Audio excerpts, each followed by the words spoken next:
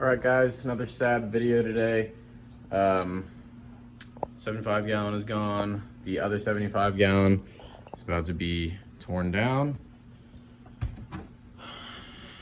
It's a shame. I love this tank. I love the black water.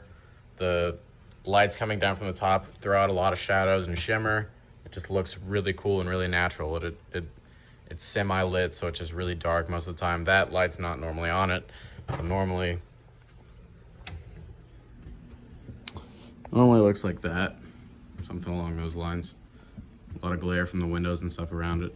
But yeah, just a gorgeous tank, and it's a shame to bring it down. But I'm gonna go ahead, pull all the driftwood out, pull the plants. Those are covered in algae. This tank didn't really get a lot of attention. I've been out of town a lot lately, but I'm just gonna toss the plants most likely, throw the driftwood and stone in here, and just drain everything. All right, that's it.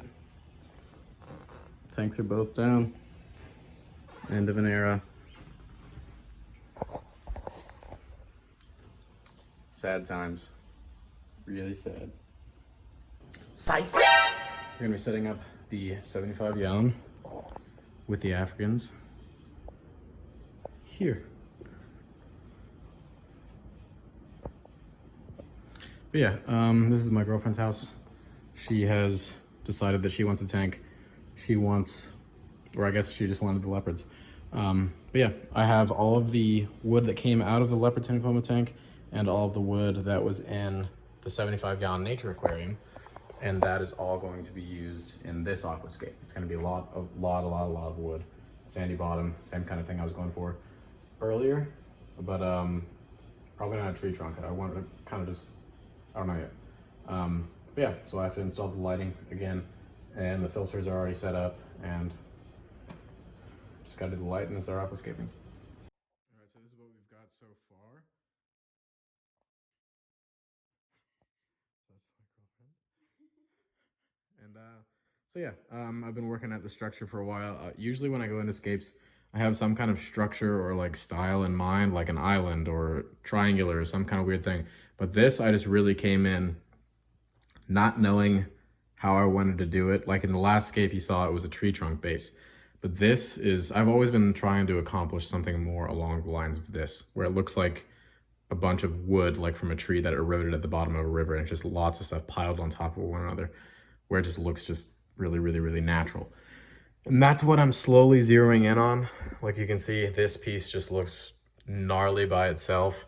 So I had a lot of trouble tying this side of the tank into this, because this one, if you take away all this stuff, this looks like something straight out of a pond. You'd see like mosses and like little grasses growing out of it on the surface or something like that. But yeah, so this was difficult to tie in to make this all kind of flow together. And I think it's slowly starting to get there. These two pieces definitely need, I think, a little bit of adjustment to get the way it flows together. And I may add some more wood back here or change this piece out for another piece.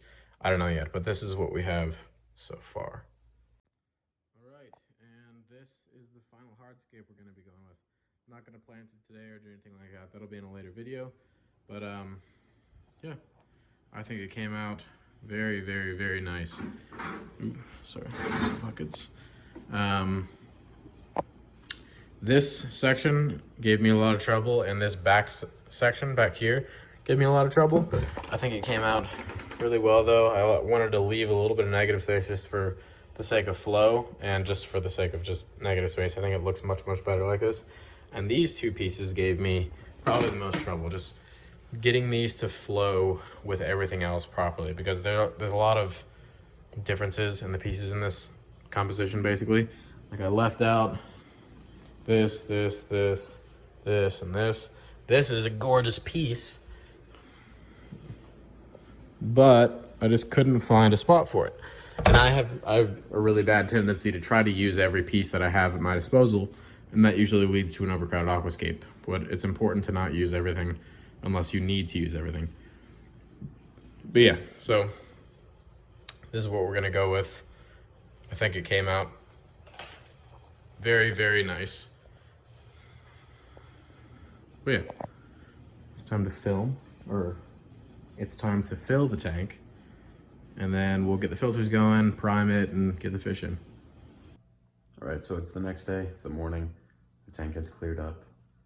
One of the pieces is floating, which is really annoying because it's the same piece that floated in the 75-gallon nature aquarium. But here we go. I think it came out awesome. This is the floating piece, obviously. That one will be tilted more like that once it sinks. But yeah.